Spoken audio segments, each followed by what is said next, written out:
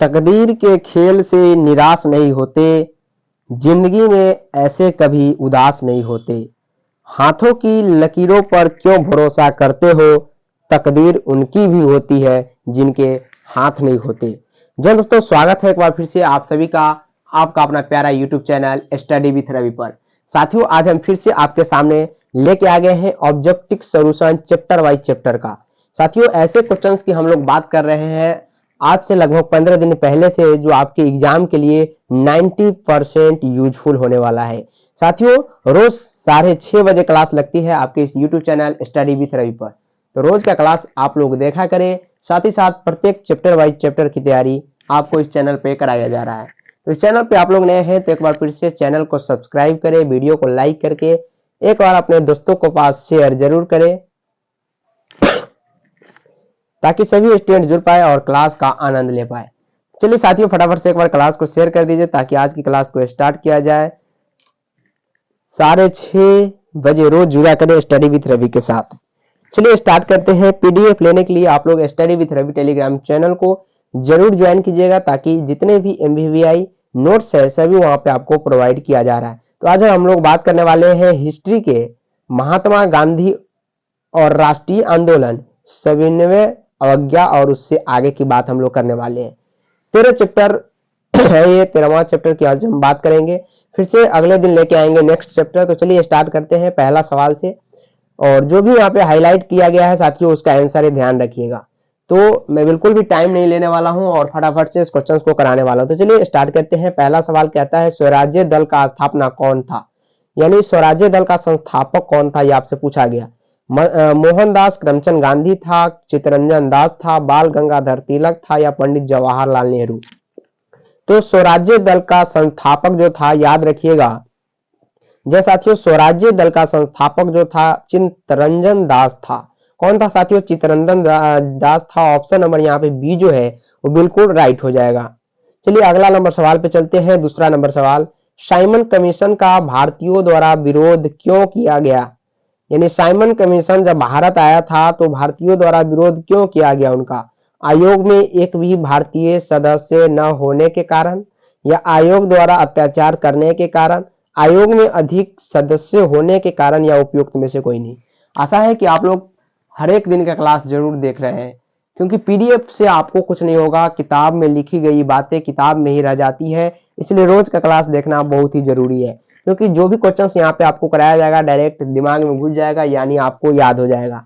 तो Simon commission का भारतीय द्वारा विरोध करना सबसे उचित बात यहाँ पे था, क्या था? आयोग में एक भी भारतीय सदस्य नहीं था, इसलिए साइमन कमीशन को भारत के जनसंख्याओं द्वारा, भारत के निवासियों द्वारा विरोध किया गया कि साइमन कमीशन वापस जाओ। कौन सा नारा लगाया गया? साइमन कमीशन वापस जाओ का नारा भारत के नागरिक ने लगाया था।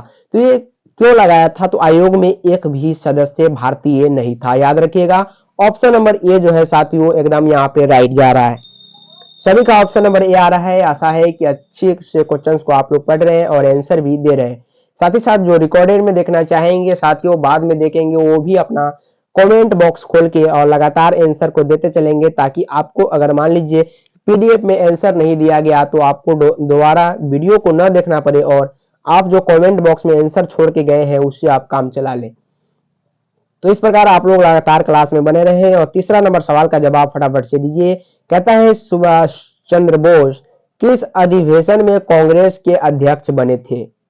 सुभाष चंद्र बोस जी ने किस अधिवेशन में कांग्रेस के अध्यक्ष बने थे? नागपुर, लाहौर, हरिपुरा या कलकत्ता?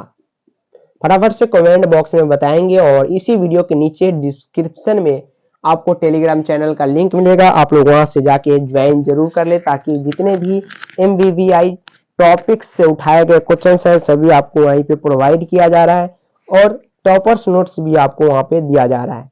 तो याद रखिएगा इस प्रश्न की अगर हम बात करते हैं, सुभाष चंद्र बोस किस अधिवेशन में कांग्रेस के अध्यक्ष बने थे? तो हरिपुरा अधिवेशन जब चल रहा था उस समय ये कौन सा कांग्रेस के अध्यक्ष बने थे?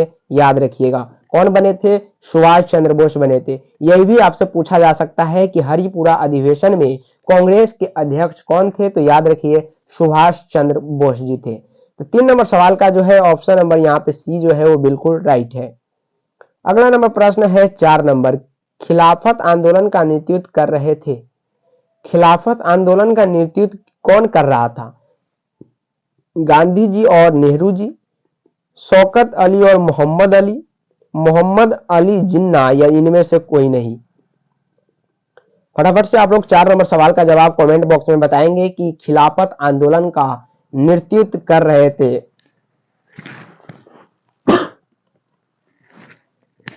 चलिए फटाफट से आप लोग इसका आंसर बताएंगे। तो खिलाफत आंदोलन का नेतृत्व शौकत अली और मोहम्मद अली कर रहे थे। कौन कर रहे थे साथियों? शौकत अली और मोहम्मद अली कर रहे थे। ऑप्शन नंबर यहाँ पर जो है बी जो है साथियों इस प्रश्न के लिए एकदम राइट हो जाएगा। आगे चलते हैं 5 नंबर सवाल पे। कहता है काला विधेयक किसे कहा जाता है? काला विधेयक किसे कहा जाता है? फटाफट से आप लोग बताएंगे काला विधेयक किसे कहा जाता है? रॉलेट एक्ट को, इलवर्ट बिल को, शिक्षा बिल को, या उपयुक्त में से कोई नहीं। तो काला विधेयक जो है साथियों रॉलेट एक्ट को कहा जाता है। किसको? रॉलेट एक्ट को क्या कहते हैं? काला विधेयक कहते हैं। 5 नंबर सवाल का जवाब जो हो जाएगा ऑप्शन नंबर ए यहाँ पे बिल्कुल राइट हो जाएगा। अगला नंबर प्रश्न पे चलते हैं। 6 नंबर कहता है कि लाल कुर्ती का नेतृत्व किसने किया था? लाल कुर्ती का नेतृत्व किसने किया था? महात्मा गांधी, अब्दुल गफ्फर खां, पंडित नेहरू, या मौलाना आजाद। तो लाल कुर्ती का नेतृत्व किसने किया था? 6 नंबर सवाल का जवाब फटाफट से कमेंट बॉक्स में आना चाहिए। फटाफट से आप लोग बताएंगे कि लाल कुर्ती का नेतृत्व किसने किया था।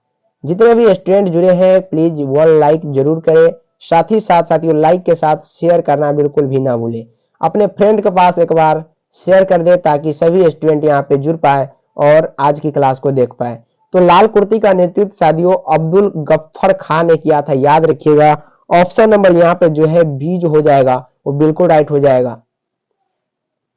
आगे हम लोग चलते हैं अगला सवाल की ओर। 7 नंबर सवाल, महात्मा गांधी को सर्वप्रथम महात्मा किसने कहा? ये भी सवाल इंपॉर्टेंट है आपके एग्जाम के लिए और ऐसे प्रश्न आपके एग्जाम में बार बार पूछे गए हैं और फिर से 2024 में पूछे जाने की संभावना है कि महात्मा गांधी को सर्वप्रथम महात्मा की उपाधि या महात्मा किसने कहा? रविंद्रनाथ टैगोर, पंडित जवाहरलाल नेहरू, बाल गंगाधर तिलक, या इनमें से कोई नहीं।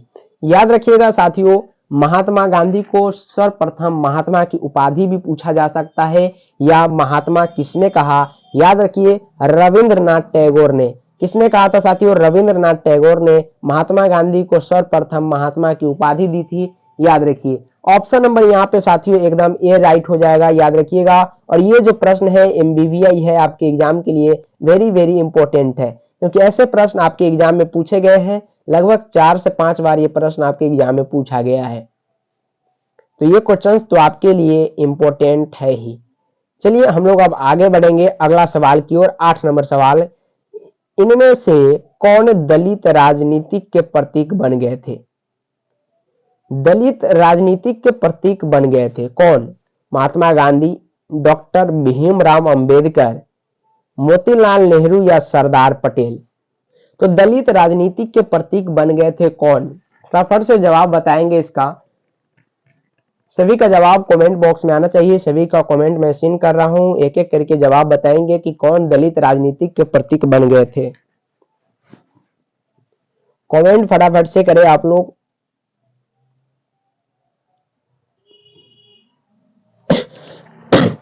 तो दलित राजनीतिक के प्रतीक जो थे डॉक्टर भीमराव अंबेडकर थे। याद रखिएगा संविधान के निर्माता जिन्हें कहते हैं साथियों।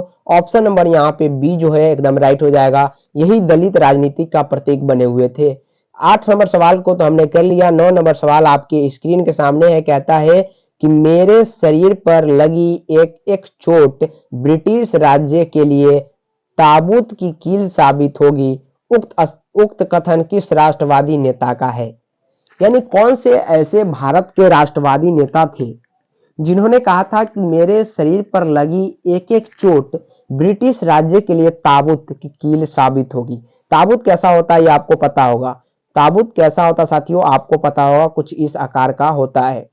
तो उसमें जो कील रहता है वो उसके द्वारा बताना चाह रहे हैं कि मेरे शरीर पर लगी एक एक चोट ब्रिटिश राजा के लिए यानी ब्रिटिश राज्य के लिए ताबूत के कील साबित होगी। उक्त कथन किस राष्ट्रवादी नेता की है? अगर इस क्वेश्चन की बात करें तो 90% ये मान के चलेंगे साथियों कि यह प्रश्न आपके एग्जाम में आने लायक है।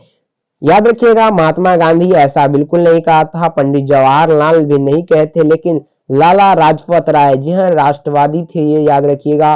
और राष्ट्रवादी नेता थे कौन? लाला लाजपत राय। बाल गंगाधर तिलक की बात करते हैं तो ये बिल्कुल यहाँ से गायब हो जाता है। तो लाला लाजपत राय का याद रखिएगा, इन्होंने ऐसा कहा था। ऑप्शन नंबर यहाँ पे सी जो है वो बिल्कुल राइट होगा। क्लियर है? चलिए क्लियर है तो हम लोग आगे बढ़ते हैं 10 नंबर सवाल की ओर। और 10 नंबर सवाल है कि भारतीय यानी अखिल भारतीय 1 मिनट अखिल भारतीय किसान सभा का पहला अधिवेशन कहां हुआ था? अखिल भारतीय किसान सभा का पहला अधिवेशन कहां पे हुआ था? इसका जवाब फटाफट से आप लोग बताएंगे। फैजाबाद, लखनऊ, दिल्ली या सूरत?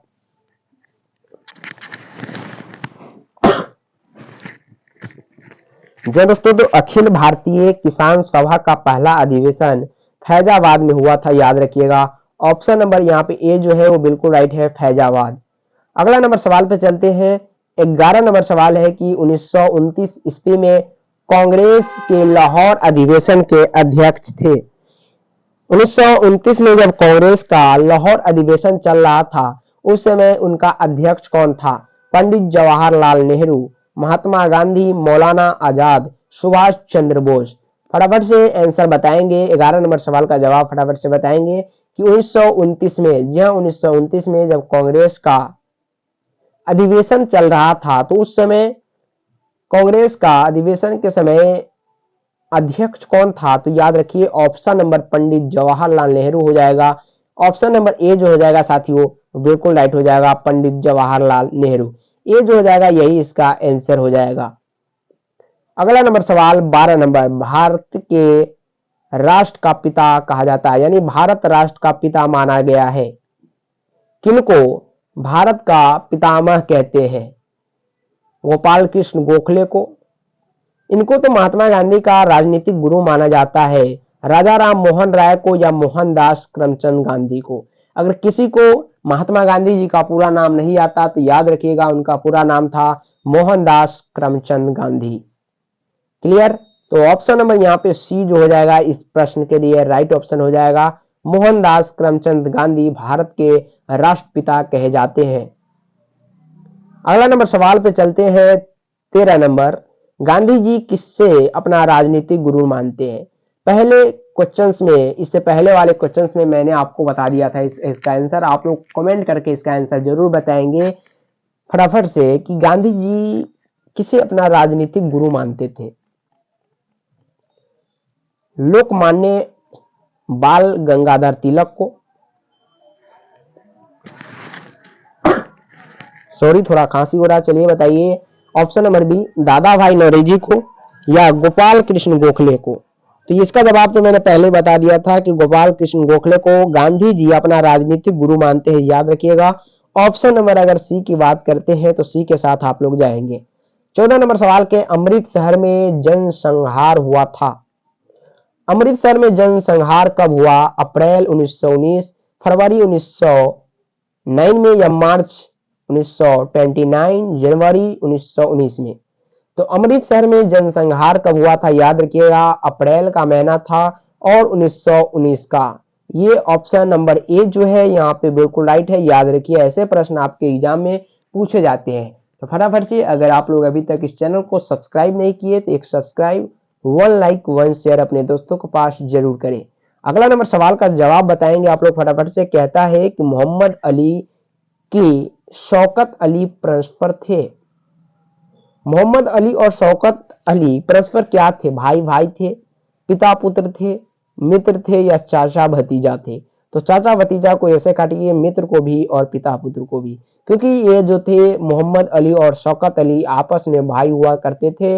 याद रखिएगा ऑप्शन नंबर ए यहाँ पे बिल्कुल 100% राइट है। और ये सवाल की अगर बात करते हैं तो ये सवाल आपसे 2014 के एग्जाम, 2019 के एग्जाम में पूछा गया। नहीं विश्वास हो तो PYQ आप लोग उठा के जरूर देखिए, यानी प्रीवियस ईयर क्वेश्चंस को आप लोग एक बार जरूर देखिए। आशा है कि वो भी क्वेश्चंस आपके सामने बहुत ही जल्द आपके सामने नजरों के सामने आएगा। तो चलिए अगला नंबर सवाल 16 नंबर, सरकारी आंकड़ों के अनुसार 1921 में कुल हड़तालें हुई थी। सरकारी आंकड़े के अनुसार 1921 में कुल कितनी हड़ताल हुई थी? 396, 496, 996, 196। तो सरकारी आंकड़े के अनुसार अगर हम बात करते हैं 1921 में कुल हड़ताल हुई थी 396 हड़ताल हुई थी। कितने साथियों? 396 हड़ताल हुई थी सरकारी आंकड़ा के अनुसार। कब? 1921 की बात है। याद रखिए ऑप्शन नंबर ए जो हो जाएगा यहाँ पे बिल्कुल राइट हो जाएगा। BVI प्रश्न की बात कर रहे हैं हम लोग इस PDF में, और 90% उम्मीद यही है कि आपके एग्जाम में यही से क्वेश्चंस टकराएंगे। 17 नंबर की सविनय अवज्ञा आंदोलन की शुरुआत हुई। अच्छा, सविनय अवज्ञा आंदोलन की शुरुआत कब हुई थी? इसका जवाब आप लोग बताएंगे। 1930, 1935, 1942 या 1929? कमेंट करें फटाफट से, लाइक शेयर आप लोग जरूर करें। वीडियो को लाइक करना जरूरी है, साथ ही साथ लास्ट में आप लोग कमेंट जरूर कीजिएगा। तो सविनय अवज्ञा आंदोलन की जब बात करते हैं तो इसकी शुरुआत 1930 ईस्वी में की गई थी। कब की गई थी साथियों? 1930 ईस्वी में। ऑप्शन नंबर यहाँ पे ए जो हो जाएगा वो बिल्कुल इस प्रश्न के लिए राइट हो जाएगा। आगे चलते हैं हम लोग 18 नंबर, सविनय अवज्ञा आंदोलन की शुरुआत किसने की? यहाँ पे तो पूछा गया था कि सविनय अवज्ञा आंदोलन की शुरुआत हुई 1930 ईस्वी में हुई, लेकिन उनकी शुरुआत किसने की? तो याद रखिएगा महात्मा गांधी, जिन्होंने बहुत से आंदोलन किए थे, और सविनय अवज्ञा आंदोलन भी इन्होंने ही किया था, महात्मा गांधी जी ने। ऑप्शन नंबर 1 की अगर बात करते हैं तो राइट हो जाएगा। आंदोलन से जब भी बात आएगी तो 90% उम्मीद रखिएगा आपके एग्जाम में महात्मा गांधी से पूछा जाएगा। जब भी आप डिप्रेशन में आए और आपको लगे कि मैं क्वेश्चंस को गलत कर सकता हूं, तो ये 3 ऑप्शन को छोड़कर महात्मा गांधी को मार के आइएगा। 90% यही उम्मीद आपसे रहेगा। आगे चलते हैं हम लोग 19 नंबर सवाल पे, दांडी यात्रा के ऐतिहासिक घटना से किस आंदोलन की शुरुआत हुई? दांडी यात्रा के ऐतिहासिक घटना से किस आंदोलन की शुरुआत हुई थी? असहयोग आंदोलन, सविनय अवज्ञा आंदोलन, भारत छोड़ो आंदोलन, उपयुक्त में से कोई नहीं। तो दांडी यात्रा के ऐतिहासिक घटना से किस आंदोलन की शुरुआत हुई थी? तो वो सविनय अवज्ञा आंदोलन की शुरुआत हुई थी। ऑप्शन नंबर यहाँ पे जो हो जाएगा बी जो हो जाएगा साथियों, एकदम राइट है। ऑप्शन नंबर यहाँ पे बी जो है वो बिल्कुल राइट है। BVI सवाल है, ऐसे सवाल आपके एग्जाम में आने लायक हो सकता है, स्टार मार्क रख के आप इस सवाल को रख सकते हैं। आगे चलेंगे हम लोग 20 नंबर सवाल की ओर। दांडी यात्रा में विद्यापीठ तथा साबरमती आश्रम के कितने सदस्य ने भाग लिया? तो दांडी यात्रा में विद्यापीठ तथा साबरमती आश्रम के टोटल 78 सदस्यों ने भाग लिया था। कितने? 78 सदस्यों ने भाग लिया था। ऑप्शन नंबर यहाँ पे ए जो हो जाएगा वो बिल्कुल राइट हो जाएगा। आगे चले 21 नंबर सवाल की ओर। गांधी जी ने दांडी यात्रा कब प्रारंभ की? गांधी जी ने दांडी यात्रा कब प्रारंभ की बताएंगे। 12 मार्च 1930, 14 मार्च 1930, 18 मार्च 1930 या उपयुक्त में से कोई नहीं। तो गांधी जी ने दांडी यात्रा की शुरुआत याद रखिएगा 12 मार्च 1930 ईस्वी को शुरू किया था। कब? 12 मार्च 1930 को गांधी जी ने दांडी यात्रा की शुरुआत की थी। ऑप्शन नंबर यहाँ पे ए जो हो जाएगा वो बिल्कुल राइट हो जाएगा। आगे हम लोग बढ़ेंगे 22 नंबर सवाल की ओर। सविनय अवज्ञा आंदोलन न चलाने के लिए गांधी जी की कितने शर्त थी? तो टोटल 11 शर्त थे, याद रखिएगा। ऑप्शन नंबर यहाँ पे सी इस प्रश्न के लिए राइट हो जाएगा। आगे सवाल है, गांधी जी ने विख्यात नमक यात्रा शुरू की थी। इनका नमक यात्रा भी बहुत ज्यादा विख्यात है। तो गांधी जी ने विख्यात नमक यात्रा कब शुरू की थी? मार्च 1930, मई 1930 या मार्च 1932, मई 1934? गांधी जी की बात करते हैं तो विख्यात नमक यात्रा मार्च 1930 में शुरुआत की थी। कब शुरुआत की थी साथियों? मार्च 1930 में। ऑप्शन नंबर ए यहाँ पे क्या हो जाएगा? एकदम राइट हो जाएगा।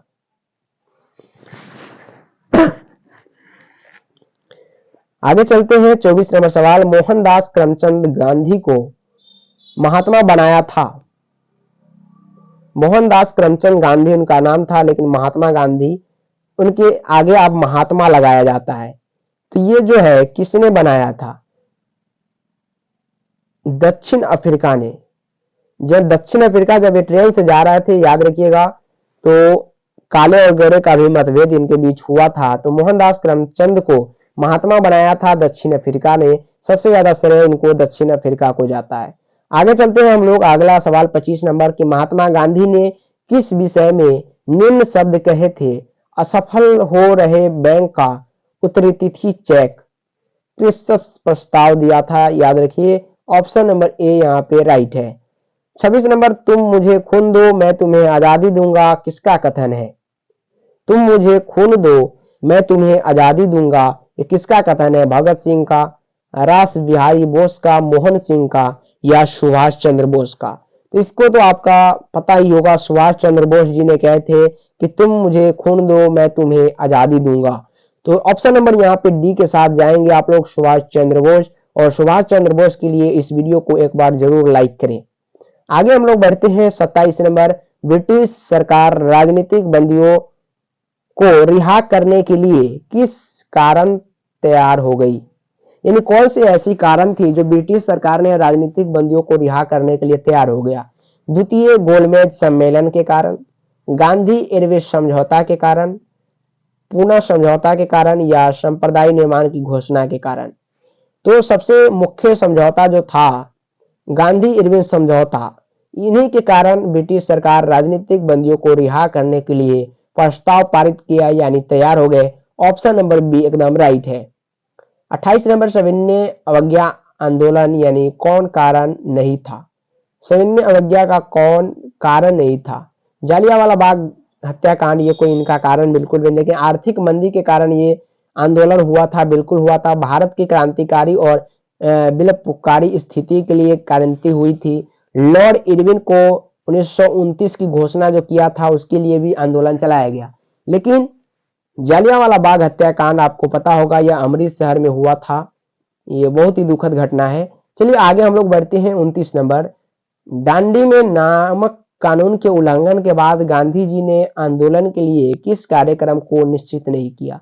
तो ये सरकार दमन का हिंसा द्वारा विरोध किया जाए, इनका दमन बिल्कुल भी नहीं किया। ऑप्शन नंबर एकदम बी डी जो है राइट हो जाएगा। 30 नंबर है कि खिलाफत आंदोलन का मुख्य कारण क्या था? खलीफा के प्रमुख को प्राप्त समाप्त करना, खलीफा के प्रभाव को पुनर्स्थापन करना, अरबों से खलीफा का प्रभाव समाप्त करना, इनमें से कोई नहीं। तो मुख्य कारण जो था खिलाफत आंदोलन का वो खलीफा के प्रभाव को पूर्ण स्थापन करना था। याद रखिएगा, ऑप्शन नंबर यहाँ पे बी जो है इस प्रश्न के लिए राइट हो जाएगा। आगे हम लोग बढ़ेंगे 31 नंबर सवाल की ओर। 1919 में दिल्ली में ऑल इंडिया खिलाफत आंदोलन का अध्यक्ष किसे बनाया गया? अब्दुल कलाम आजाद या हकीम अजमल खां महात्मा गांधी? तो याद रखिएगा महात्मा गांधी यहाँ पे राइट हो जाएगा। ऑप्शन नंबर सी जो है इस प्रश्न के लिए राइट है। पीडीएफ लेने के लिए study with Ravi Telegram channel को जरूर ज्वाइन कीजिए। इसी वीडियो के डिस्क्रिप्शन में टेलीग्राम चैनल का लिंक आपको मिल जाएगा। गांधी ने कैसरे हिंद की उपाधि क्यों लौटा दी? तो खिलाफत आंदोलन आरंभ होने पर इन्होंने ये उपाधि लौटा दी थी, याद रखिएगा।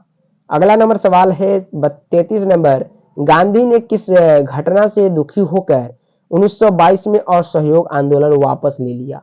तो चौरी चौरा की घटना जो थी, इन्होंने 1922 में असहयोग आंदोलन को वापस लिया था इस घटना के बाद। याद रखिए ऑप्शन नंबर यहाँ पे ए जो हो जाएगा इस प्रश्न के लिए राइट है। 34 नंबर, चौरी चौरा की घटना संबंधित थी, तो ये असहयोग आंदोलन से संबंधित था, याद रखिएगा। ऑप्शन नंबर यहाँ पे बी जो हो जाएगा इस प्रश्न के लिए राइट ऑप्शन हो जाएगा। क्लियर है। अगला नंबर सवाल 35 नंबर कहता है बंग भंग आंदोलन का आरंभ कब हुआ था? तो ये जो हुआ था साथियों, याद रखिएगा 1905 में हुआ था। कब हुआ था? 1905 में। ऑप्शन नंबर यहाँ पे डी जो हो जाएगा इस प्रश्न के लिए राइट हो जाएगा। अगला नंबर सवाल है कि देश के किसानों ने विद्यार्थियों और मजदूरों के साथ मिलकर किस आंदोलन में प्रमुख रूप से भाग लिया? तो भारत छोड़ो आंदोलन में भाग लिया था, याद रखिएगा। ऑप्शन नंबर डी राइट है। 37 नंबर है, कहता है मौलाना अबुल कलाम आजाद ने किस समाचार पत्र का प्रकाशन किया? चलिए इसका आंसर आप लोग कमेंट बॉक्स में बताएंगे फटाफट से।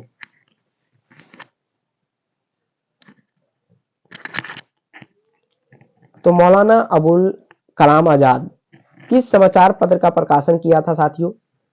अल हिलाल का प्रकाशन किया था। ऑप्शन नंबर यहाँ पे बी जो हो जाएगा राइट है। 38 नंबर 97वें अवज्ञा आंदोलन प्रारंभ हुआ 1930 ईस्वी में प्रारंभ हुआ था, बी राइट है।